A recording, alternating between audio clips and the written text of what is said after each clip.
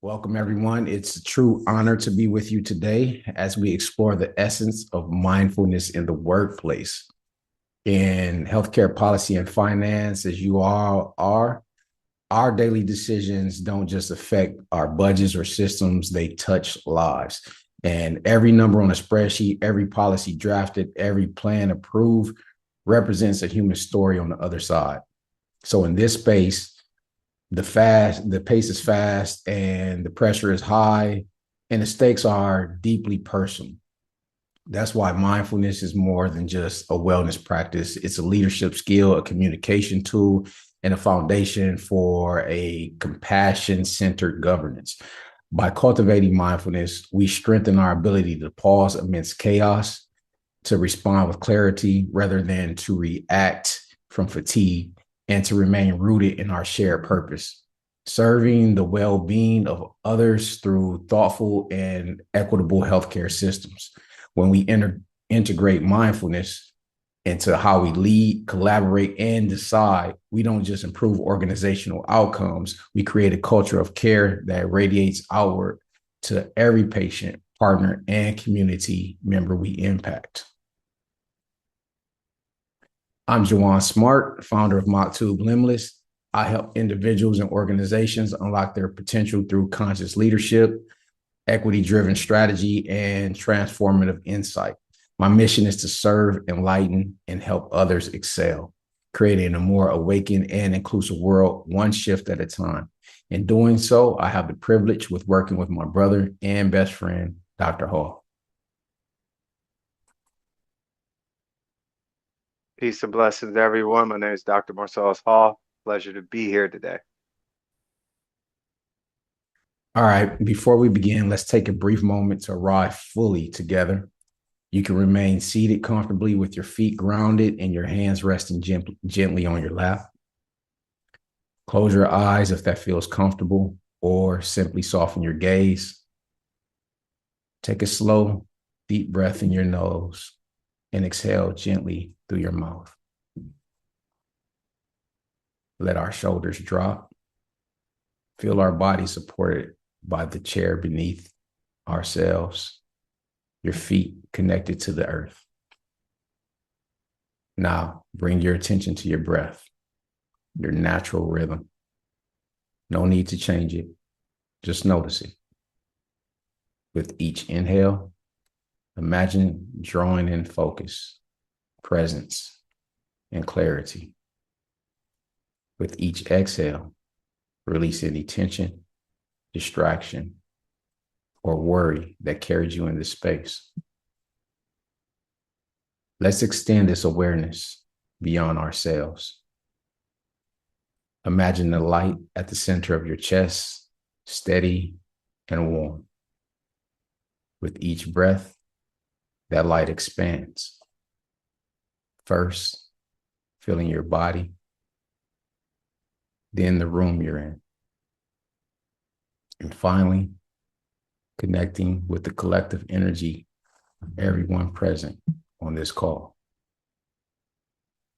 Together, we form a field of awareness, calm, open, and unified. Take one more deep breath in gratitude for this shared moment of stillness.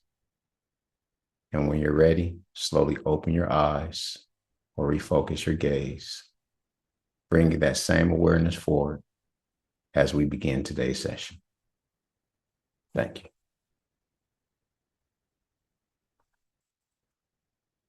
you. All right.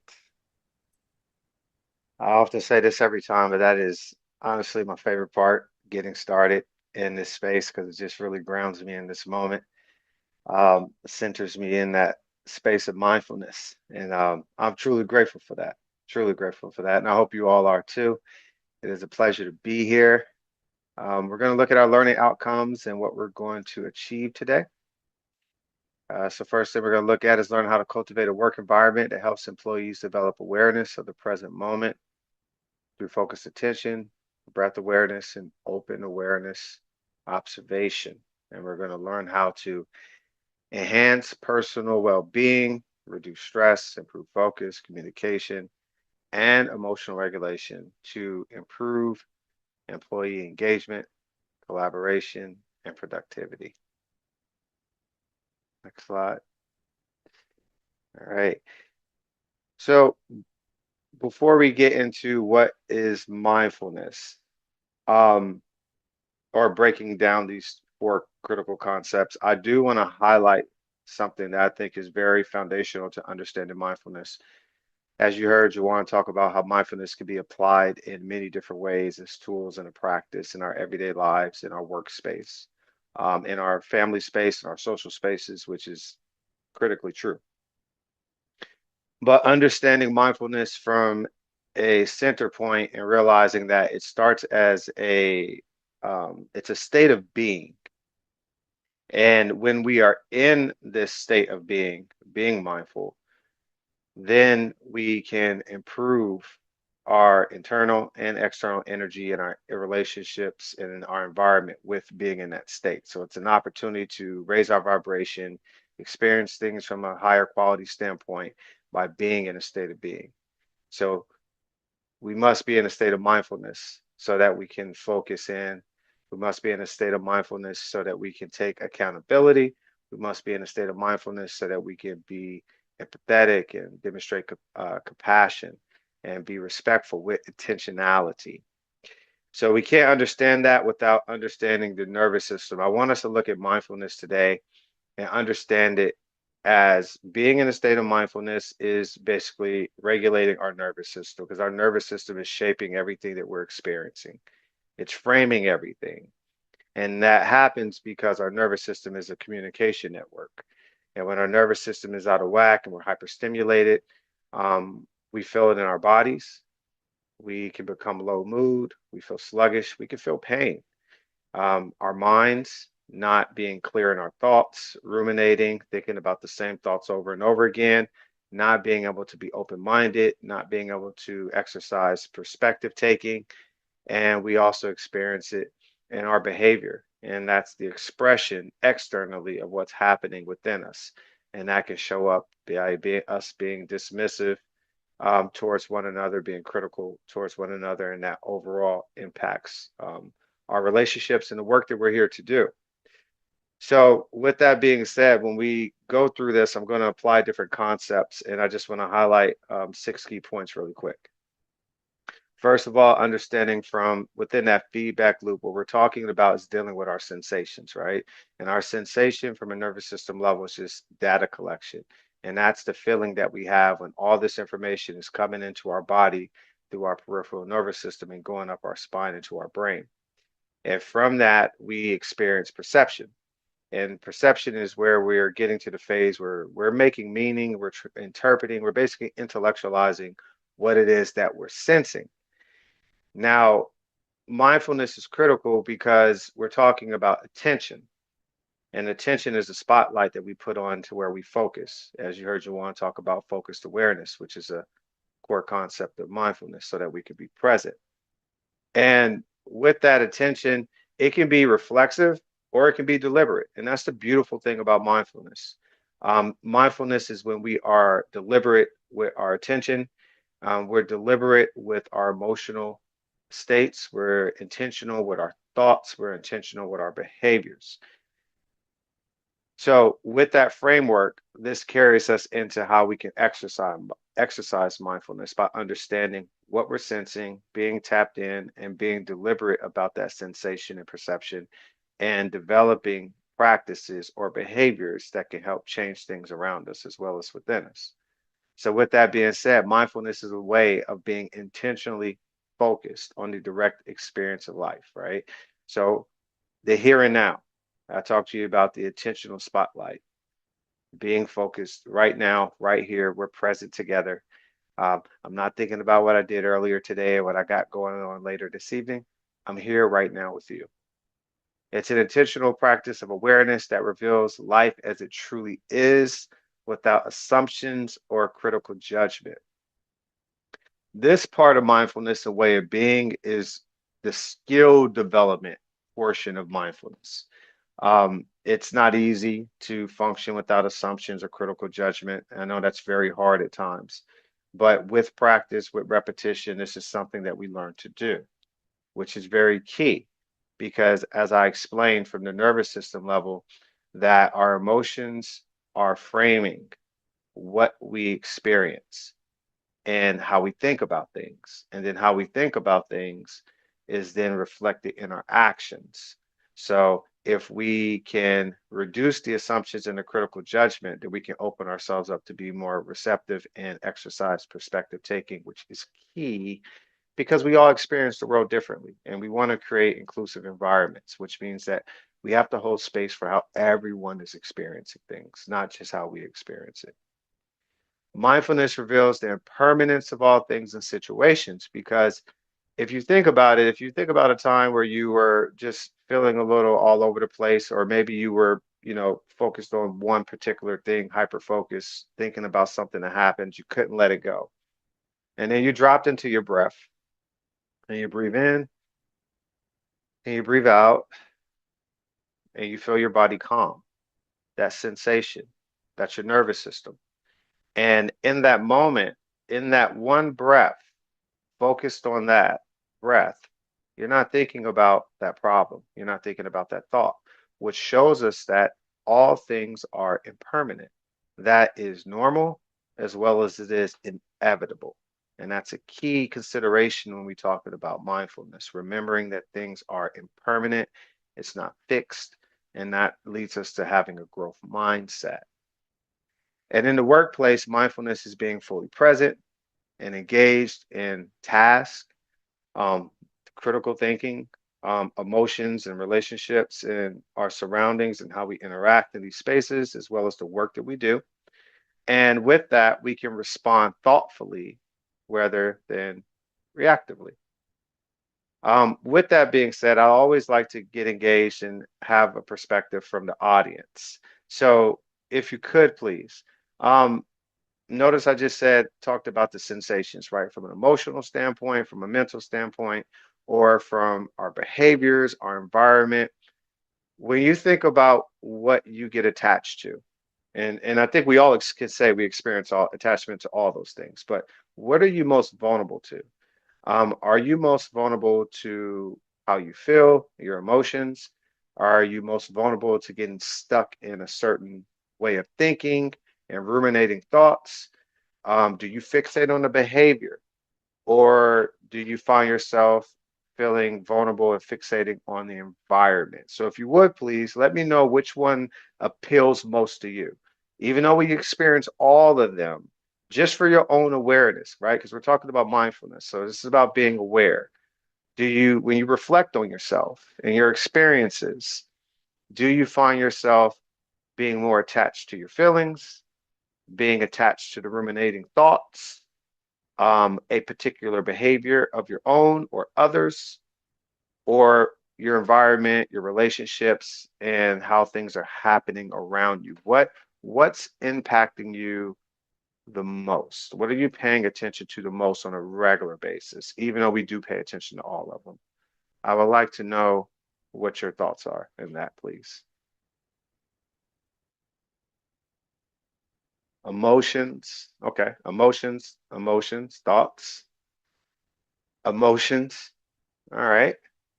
And it's interesting. So if you look at this and hold space for what it means to be human, there's a lot of feedback on emotions, right? And remember when I said we want to think about mindfulness from a nervous system level, and sensation is the foundation. So that's why it may be common for a lot of people to be hyper focused on their emotions because that's kind of the first thing that comes up, and that's what we have to get out of. So if we can tap into our emotions and learn to breathe and relax our nervous system and our body, we can move past that. And then that gives us access to redirecting our thoughts and changing our behaviors. Next slide, please.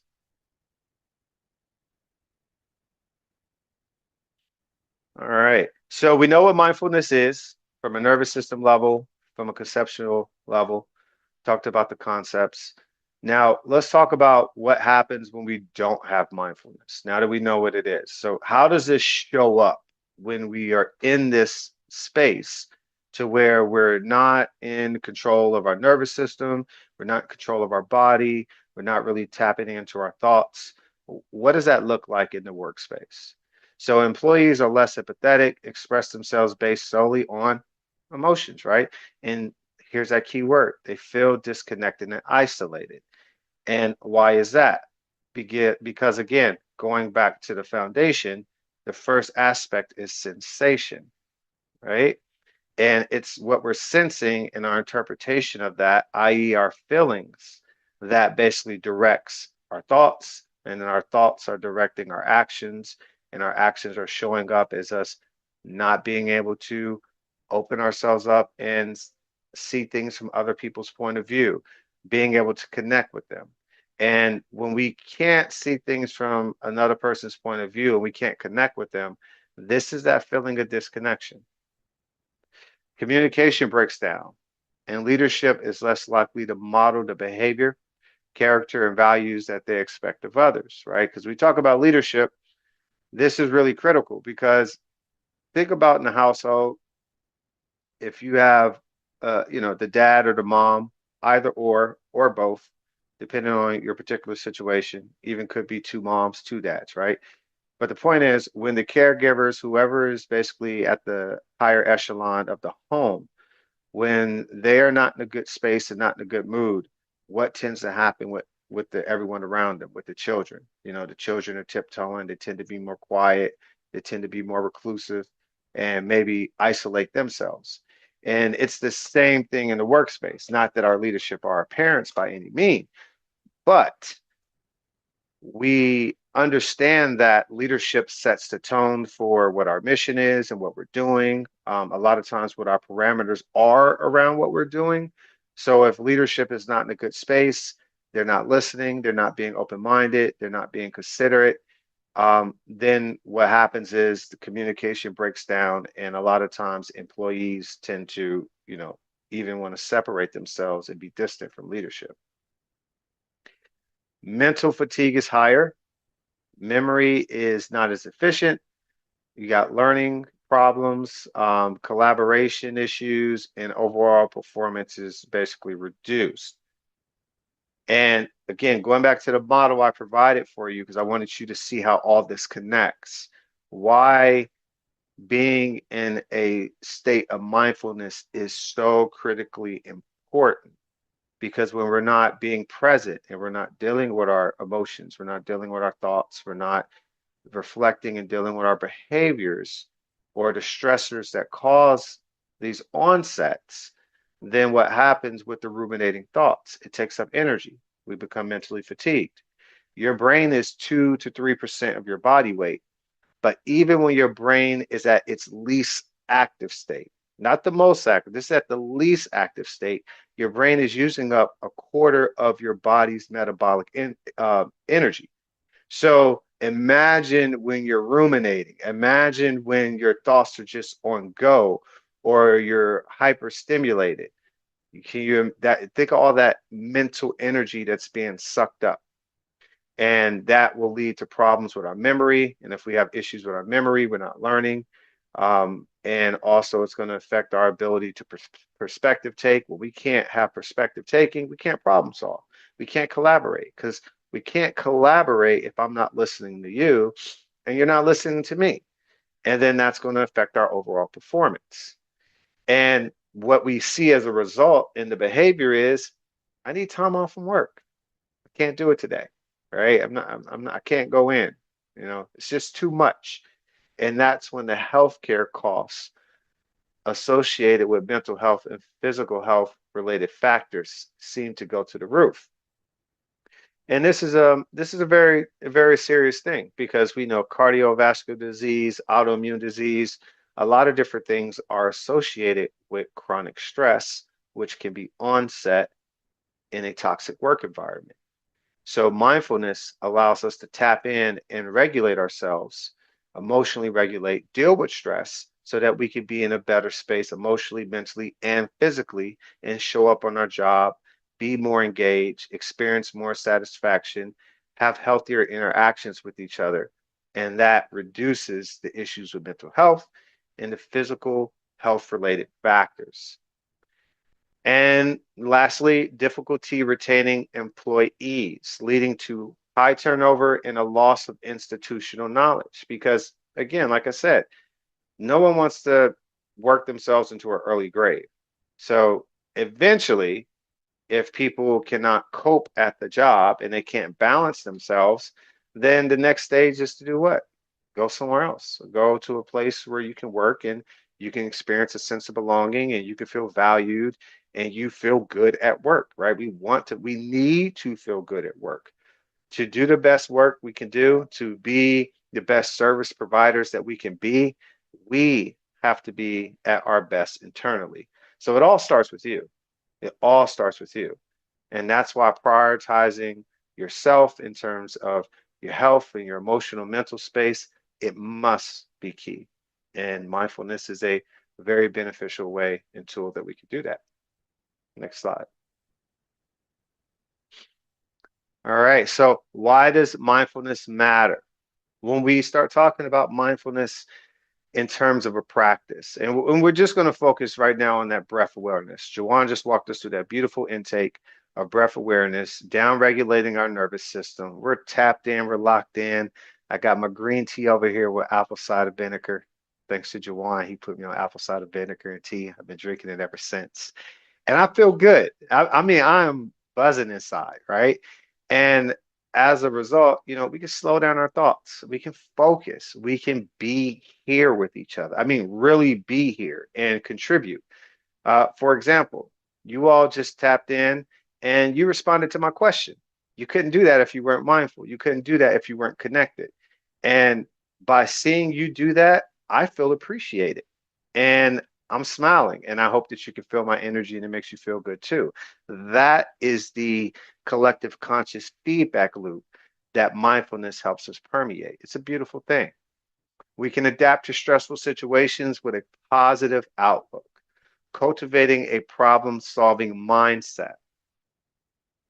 The way that happens is because when we are bombarded with thoughts, we're feeling stressed out, we basically do something that's called cognitive distortions. It's basically, to put it plainly, we're just not thinking in a very rational manner, right? We can minimize efforts, we can maximize things, catastrophize, all these different things, right?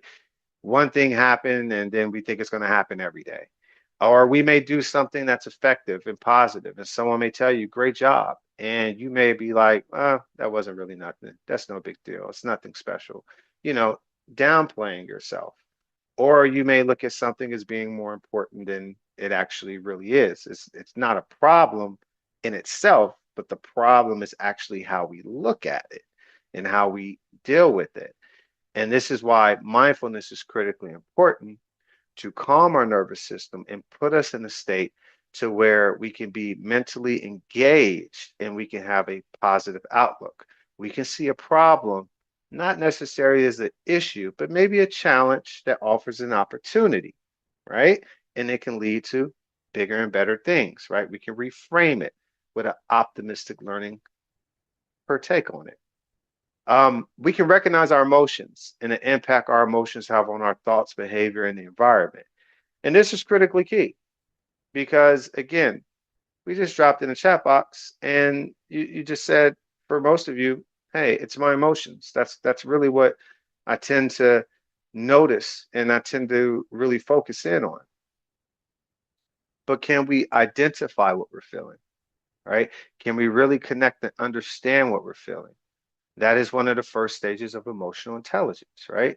Can we recognize and identify what we are going through emotionally so then that we can look at how to deal with that, as well as being understanding on how that affects our actions and how our actions then affect our environment. We can recognize people's feelings and empathize with their perspective in the situation, right? So that's the second side of emotional intelligence. First, it's us identifying how we feel, recognizing how we feel, being able to manage ourselves. But then it's also recognizing what's going on with other people because we are part of the collective consciousness, right? I am who I am because we are who we are, the spirit of Ubuntu. There's no me without you, and that's true. right? How do I know my role in this space right now if I didn't recognize that I was part of this community right now? I know what I'm here for. I know what I'm here to do. I know my space, right?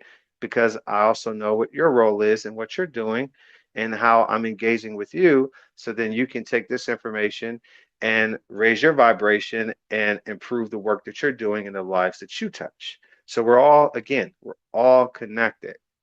And when I think about this, it's funny. My youngest, I have three children. My youngest daughter, Natalie, she often tells me sometimes when when I'm absent-minded, right?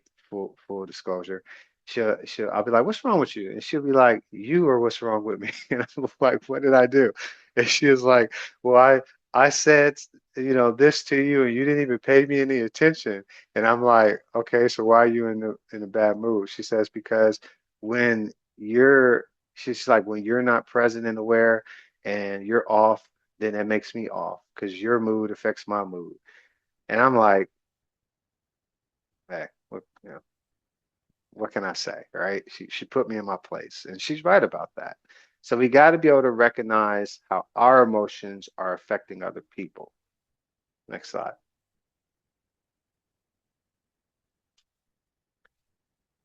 We can make decisions that align with our core values and intentional outcomes as opposed to being held captive by our emotions. I really like this particular point because it takes us into a space of spirituality and not spirituality in the sense of just faith, because spirituality is more than faith. It's transcendence. It's recognizing that we are a part of something that is bigger than us. We don't live on this planet by ourselves, right? So we recognize that we have core values, things that are critically important to us that help us align with the collective environment, and we want to have intentional outcomes, right? You have a mission on your job. You know what your goals are. You know what you're there to do. So, in the space of mindfulness, intentionally tapping in, being aware of yourself in the state that you're in, you want to be intentional about how you want to show up, how you want to be, how do you want to treat people, how do you want to treat the people that you work with and that you serve, and understanding how that can help align with the mission. And we can balance the demands of life outside of work and at work with acceptance, understanding, and compassion. And this is also a very important point because you cannot separate your physiology from your psychology, and you can't separate your physiology and psychology from your environment. And what I mean by that is whatever happens off the job, it is affecting you on the job. Believe that because your subconscious is in control way more than your conscious self is in control, right? We're only like aware of at most, 3 to 4% of what we're actually doing. So we're not really functioning too much on a conscious level because our bodies are not meant to work that way. We wouldn't be able to, like, can you imagine if you had to, the only way you can breathe is if you were aware that you were breathing? I don't think too many of us would make it that long, right? So the body is designed to keep itself alive, and that doesn't really require your input most of the time. It's on autopilot, right? So we want to be aware that whatever that we're going through off work can really affect us when we're at work. And that's why we need a work-life balance approach to our emotional and mental well-being. Next slide. All right. So with that, our next phase, okay, we're talking about, we understand the concept of mindfulness, the foundations. We know what's happening at work when we're not in the space of mindfulness, and we understand why mindfulness is important. Now, let's raise our vibration and let's look at what happens when we experience collective mindfulness in the workspace. So, this comes from an aspect of collective consciousness. And that's not to say that we all share the same mind, but it's to understand that we are operating on a universal frequency, i.e., what you go through affects me. Whether I am intentionally caring about what you go through or not, it doesn't mean it doesn't affect me, right? Because the way that you interact with me does affect me. Now, imagine if we all intentionally tap in and we're all on the collective space. This reminds me of a beautiful saying, quote, proverb from an indigenous tribe, the Uti tribe, that I really like and I reflect on often. That says, "Don't walk behind me. I may not follow. Don't walk in front of me. I may not lead, but walk beside me so that we may be one." And that's really about what collective mindfulness is all about, walking beside each other, being there for each other. So, this is what happens when we operate on that frequency. People feel less anxious, right? We work better with stress and we stay engaged because we're there for each other. We have an experience of psychological safety, right? We're good to go. I feel safe being who I am, being myself, sharing my thoughts, sharing my experiences, and you feel the same. So now we can really get into the work because we're engaged and connected. There's a higher level of focus, better performance outcomes, and time is managed efficiently. Because at this point, understanding that emotions are contagious, emotional contagion is what it's called, and then you also have emotional transmission. When we are sharing our emotions and we're on the same page and we're connected, what happens is that our brain activity actually starts to operate on the same frequency. And that's a really interesting concept that they study. And that leads to people being able to work at high levels and perform very well on the job. That happens through a space of emotional intelligence, right? Because we're able to self-regulate and we can show high levels of empathy and compassion, right? Nothing starts a day off better than if you come to work and you're talking to somebody, or you're in a meeting and you're talking to somebody and you're sharing your experience, they're sharing their experience. You're like, you know what? I feel you. I understand. Hey, can I help you with anything? Is there anything I can do for you? Anything at all? You know, even if it's just wish you well. I don't know. We can go have lunch together and just maybe get our mind off of whatever it is that you're going through. But exercising that emotional intelligence allows us to basically regulate better because we can co-regulate. Now, while we are responsible for self-regulation, this is very true, we co-regulate together to raise our vibration and to do so more effectively, right? You're not alone, right? We're not going through this by ourselves. And that's where the sense of belonging comes from.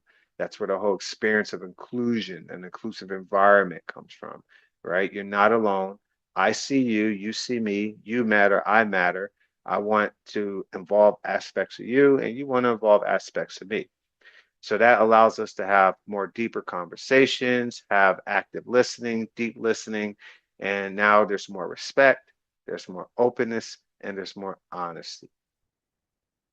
From a leadership perspective, when that happens, then decisions are made with fairness, transparency, respect, and compassion. From a teamwork perspective, people feel, again, safe to be open and honest. There's more trust. Collaboration is more adaptable because we're going back to that psychological safety. If you don't feel safe sharing your thoughts, your feelings, if you don't feel safe, you know, administering your solutions, then the work is not as effective. Okay. You're hired because you bring a whole host of experiences, skills, knowledge that only you have, that's unique to your experience in this world. So we want to make sure that all of that is tapped into and we're sharing our experiences and we're sharing our knowledge. And that happens at the highest frequency when we are functioning in a state of collective mindfulness, being present with each other, being aware, holding ourselves accountable, holding each other accountable, being respectful, and being engaged. And this leads us to our bottom pillar, well-being. Because when we are experiencing these things, you feel happy, you feel joy, you feel gratitude, and most importantly, we feel at peace. Next slide. So I just want to highlight some real world examples. These are some things that people are doing out there in the world that's really awesome. Some programs that they have, and we're going to look at some outcomes on the next slide in a moment. So Google is doing Search Inside Yourself program for mindful leadership, right? Because again, it's not just, your degree, your background in terms of what you studied. It is your human experiences, you know, how you have experienced the world, the things that you learned, the people that you met, all that rich context and value that you bring to the surface that makes you a more effective leader. Intel is doing an Awake at Intel, and this includes daily meditation practices. Can you imagine working in a space that when you step into a meeting or when you step into the building, that the first thing that you do as a collective is exactly what Jawan led us through? Everybody comes in, drops in, they're focused, we breathe together, we down regulate our nervous system, we get on the same page, and we check in with each other and we see how we're doing, and then the work gets done, as opposed to people coming into work, all different types of moods and feelings. Some people want to talk, some people don't want to be bothered, some people hiding behind a computer, some people, in the coffee room, whatever, bathroom, whatever the case may be, right? Imagine how much more high functioning the work environment would be. General Mills, they're also having meditation rooms and leadership mindfulness programs because they realize the benefits of that. When leaders are more mindful, then what happens is that becomes the expectation of their staff, right? They want their staff to also be mindful and check in and offer those same character ethics towards one another. And the SAP trains mindfulness ambassadors, which is beautiful. People who basically are responsible for overseeing mindfulness in a space of practice, in a space of information center, to where people can collect information and develop their practice. And I think that's amazing. Next slide. Okay, so the research and development behind it, I thought this was very interesting here. So we know that, again, we have focus and attention because we talked about the nervous system. And the central nervous system is your brain and your spinal cord, the brain and spinal cord. It's not just your brain. It's actually, your brain is making the decisions, but it's your spinal cord that really does the talking because your spinal cord is collecting information that's called affect. And then it's going up to the brain and coming back out. I'm not going to get too technical, but it goes up to different regions of the brain and the brain makes a decision and it comes back down to the spinal cord through a motor relay and then out to the body through the peripheral nervous system. And then that's how all the magic happens and everything that we see. So the focus and attention is all happening in the brain. And this is why mindfulness is very important because it strengthens the prefrontal cortex. And this is where a lot of the executive functioning is happening. This is where the long term memories are being built up. This is where your personality is coming to play. And more importantly, this is where the inhibition is happening. Basically, our ability to shut up when we need to shut up, you know what I mean? Be still when we need to be still, and not just being impulsive and just saying what we want to say and just because we think it's right, which is, very critical to relationships. There's stress reduction, again, because it's the brain that regulates stress in our amygdala area, our temporal lobe, emotional regulation, and neuroplasticity. Basically, a way of saying our brain can rewire networks, strengthen pathways that makes behavior more likely. Because believe it or not, pretty much everything you do is like a connected highway. It's a neural pathway. It's certain connections that are set in. And if those pathways are thickened, then what that means is that the brain has to work less, use less energy to make it happen, right? So it just basically it's on autopilot. You wake up and you just start doing certain things because you have a habit of doing it. You come in the morning and you start saying good morning with a smile on your face just because you have a habit of coming in and checking on people, right? How beautiful is that? We can actually develop behaviors to be automatic, deliberate, right? And remember what I said in the beginning, deliberation from an emotional and mental perspective is mindfulness. So when they did some research with this is what they found out. Aetna reported a 28% reduction in stress and 20% improvement in sleep after implementing mindfulness programs. And you may be wondering, like, why would they include, sleep as a factor? Why are companies caring about how their employees are sleeping? Well, they should care about how their employees are sleeping, right? And here's why. Can Before I jump into this, can anybody tell me? I want to see what anybody knows. Can anybody tell me one thing? Just tell me one thing that you know that happens when you sleep. We have four stages of sleep. You do not have to be specific about any of them. Can you just tell me what is something that happens that's beneficial to the body, that's beneficial to the brain when we sleep? Does anybody know anything? We got brain reset, restoration. Okay. Anyone else? No pressure. Just have you heard anything? Any guesses? Or maybe you even want to take a guess what might happen when we sleep? Body heals, definitely. Thoughts get reorganized. Oh yes. All right. We're on the right path. So when you think about sleep, I want you to think about four R's: rest, recovery, repair, and rewiring. I'm going to say that again: rest, recovery, repair, and rewiring. And so this is why they care about how their employees are sleeping. Because we know that in stage two of sleep, right, what's happening is we're developing these sleep spindles. And sleep spindles are basically taking the memories, that short-term memories that we develop in the parahippocampus gyrus part of our brain. And at night on the scanner, they can actually see memories moving from the hippocampus to the prefrontal cortex. And this happens in your stage two of sleep. And then when we go into our stage three of sleep, which is where we get deep sleep, this is where growth hormones come into play. Tissue repair. You talked about the body healing. Also, you go through a lymphatic healing. Your brain holds 400 milliliters of cerebral spinal fluid that at night it uses to rinse out toxins. And that happens in your third stage of sleep. So what happens when you get that brainwash at night? Basically, you wake up feeling less agitated. Things don't bother you as much. So, i.e., you're in a better emotional mental space. Who doesn't want that for their employees? You don't want people showing up with a bad attitude, right? So, caring about sleep is very important.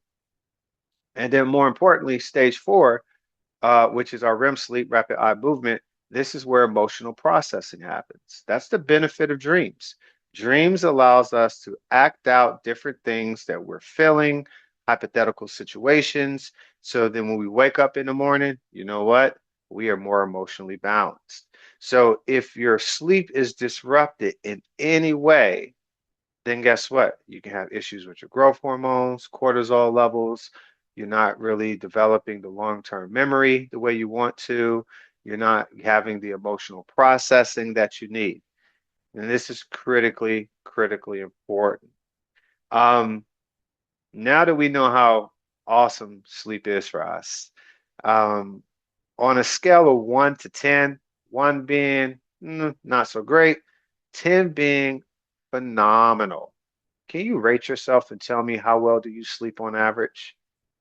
I know it's not going to be a 10 every night. It's not going to be a 1 every night. But if you were to say, you know what, on average, usually this is how I sleep. 1 to 10. One being not so great, 10 being phenomenal. How well would you say that you sleep? Got an 8. All right, I take an 8. 7. Okay. All right, so we see a lot of different numbers here. Okay, so now that you understand how important sleep is for you, rest, recovery, repair, rewiring, this might be a very crucial time in your life to look at how can I improve my sleep? And what am I doing that may impact that, right? Am I on my screen, right? Too much brain activity at night. Am I eating too much too late at night? Right? Different things that we can do that may impact. And sometimes it's stress in life, which again, this is where mindfulness comes in. So it's is a great opportunity to start doing some breath work or maybe doing 6 minutes. It's reading for 6 minutes. This is awesome because I'm an avid reader. I'm a geek when it comes to I love reading. Reading for 6 minutes can reduce your stress by over 60%. 6 minutes because it refocuses your attention. So how powerful is that? So, maybe you set an alarm and you say, hey, I'm gonna read for 6 minutes before I go to bed just to make my nervous system right, down regulate, and then I can get better rest, better recovery, better repair, and better rewiring for more learning. How cool would that be? SAP saw a 20% return on interest in its mindfulness training based on improved employee well-being and productivity. And when you think about all that I just broke down to you, sleeping well, we can see why well-being and productivity is higher. And mindful employees are 22% more productive, according to a study by the University of Washington. Next slide. Okay, so core components. Basically, I'm just going to highlight at this point different things that we talked about. None of this is necessarily new information, but I'm just kind of dialing in a little bit more specific to different things that we spoke on. So, foundational understanding, our core components of mindfulness, present moment awareness. Basically, you're focusing on what's happening right now and not the past, right? Because when you think about it, again, your nervous system is built for survival. So it's predicting what's going to happen based on what's happened previously. Now, that's good at sometimes, but then when it comes to intentional change of behavior, it's not necessarily good because it doesn't allow you to adapt to where you are today in your life. So that's why present moment awareness, dropping into the right now and not making decisions based on the past is important. Then we have the non-judgment aspect, right? Avoiding labels and assumptions. And I think we can all look at history, even look at the state of America today, as well as other places, and we can see how harmful labels and assumptions are. They really take away from allowing people to show up the way they have evolved and learned to be and choose to be now. Think about, a time that you may have been off your game and whatever happened at that time, if you were stuck in that space, if time froze and that's how someone's seeing you forever. Imagine when we were 16 to 17. I don't know about you. There's a little mayhem out there, a little bit. Uh, I'm glad that I'm in a space to where I can be where I am now. What if I was held at that standard that I was back then? And what if you were judged based on mistakes that you made in your past and you're not given an opportunity to show up as you are today? Well, when you're absent minded and you're out of a state of mindfulness, this is what happens. We judge people, we put labels on them, and we make assumptions, and they're often wrong. Acceptance is the aspect of just letting go. Just go with the flow. It's that easy. I have a thing that I'll come and say, I'm always talking about the flow state. Jawan hears it from me all the time. He's probably sick of it. But I'm always talking about the flow state, right? Just letting go and just being in a space of realizing that you're not in control. I'm sorry, I'm gonna say it again. You're not in control. It doesn't matter your position. All right. You can be the lowest person on the echelon. You can be the highest person on a corporate echelon. Guess what? Everyone doesn't do everything you say. You cannot control people. You just can't. It doesn't work that way. And you can't control situations. So if we look at focusing on what we can control, us, our attention and our energy, right? How we choose to show up, how we choose to behave, and how we choose to treat people, that is where the real power comes in. And the last one, as we talked about this earlier, impermanence. Change is normal as it is inevitable. You are making, no lie, on average, over 25 million cells in your body every second. I'm going to say that again. Your body is making over 20 to 25 million cells in your body every single second. So there's always change happening, always on every level within us, as well as outside of us. So if we realize that, then we realize that not only is change normal and inevitable, change is beautiful. Hence the word goal. There's no such thing as a goal if there's no change. Because if there was no goal, then there would be nothing to work towards, right? So change is a beautiful, beautiful thing. So don't be afraid of change. Now, here we go. Go back for me one second. Um, which of these concepts do you feel? This is some homework I want you to take away with you. Which one of these concepts do you feel you need to work on the most? You can say one, two, three, or four. One for being present, connecting to the moment, being able to tap into where you are, not living in the past. Maybe you need to use less labels and not make assumptions so much. Maybe you need to work on letting go, or maybe you need to be in a space of getting comfortable with change. So one, two, three, or four. Which one of these do you feel that you need to work on the most and that you feel would be a healthy target for you to develop in your life? I want you to write that number down the screen, but more importantly, whichever one it is, I want you to write that down on a sheet of paper so that you can have that with you and know what you can work towards. Because it's all about mindfulness, being intentional. So, one for present moment awareness, two for non judgment, three for acceptance, four for impermanence. Which one do you think you need to tap into and really focus on?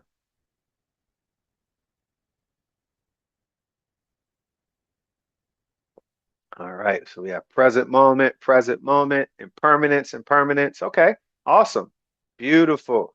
Being aware of ourselves, very critical key. All right, next slide, please, sir. Okay, so the emotional and cognitive awareness part of this space is very simple, very quick four pillars.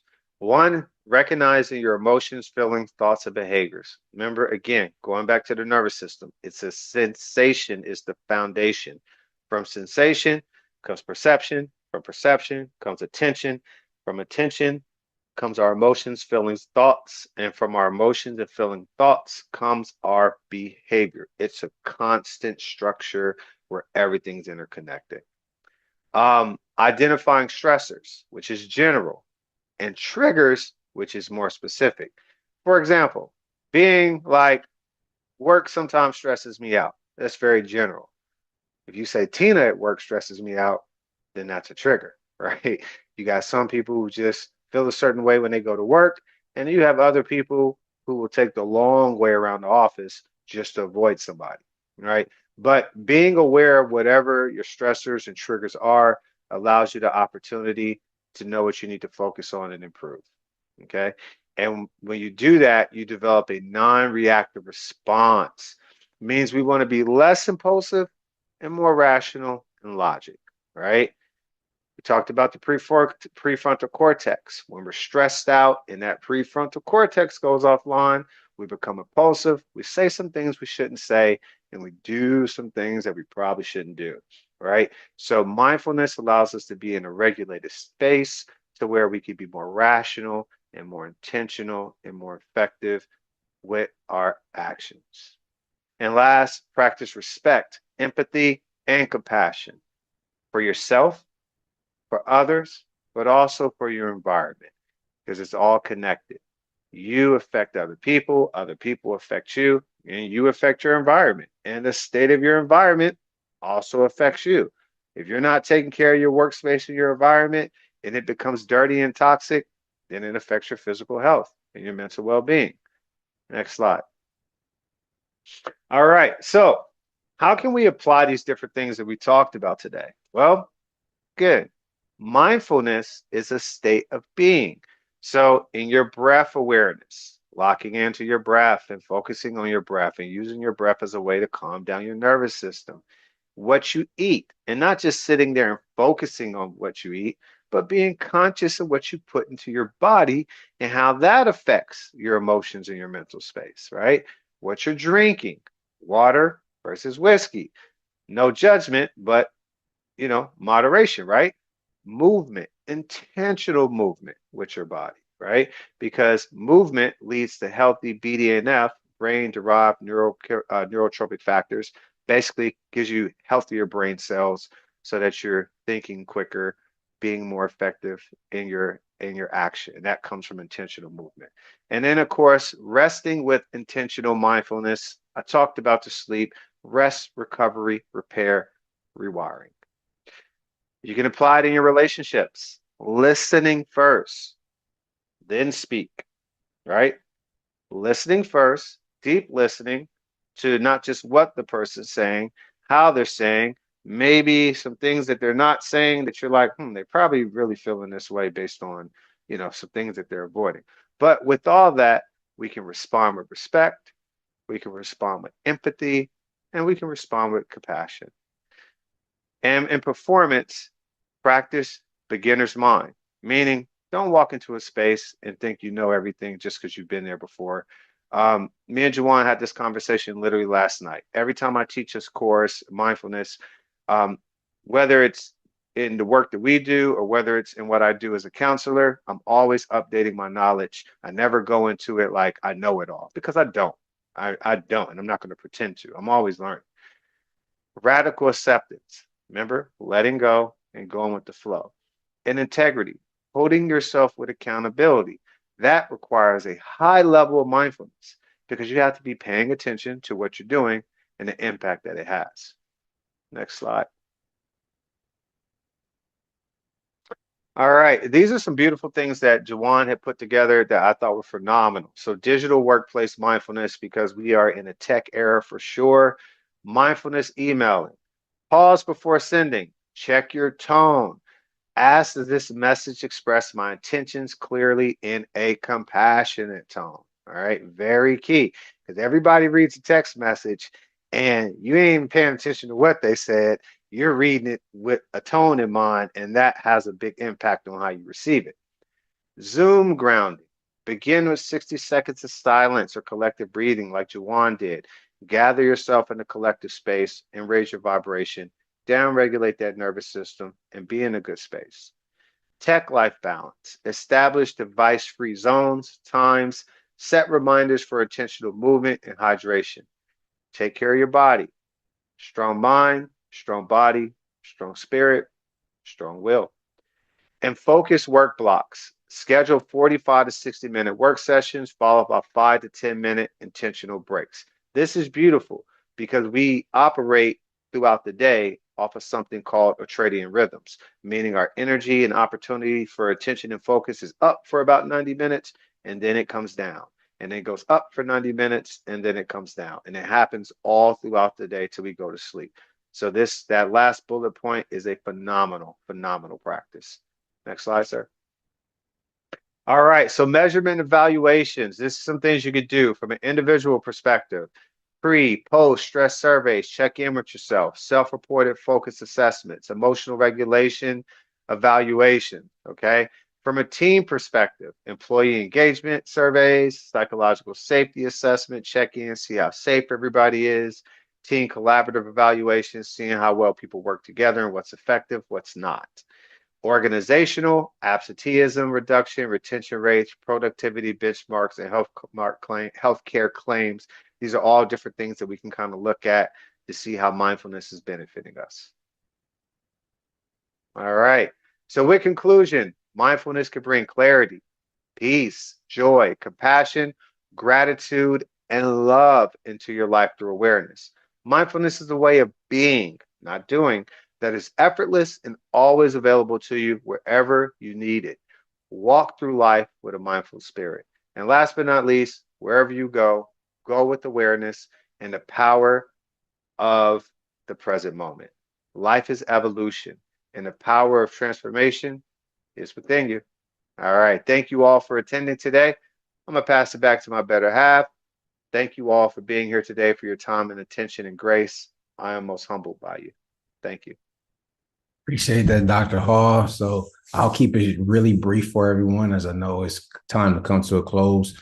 And so let's take a moment to reflect on what mindfulness means, not just in theory, but in practice, especially in spaces where our work meets humanity, as you're doing here at HIGPUF.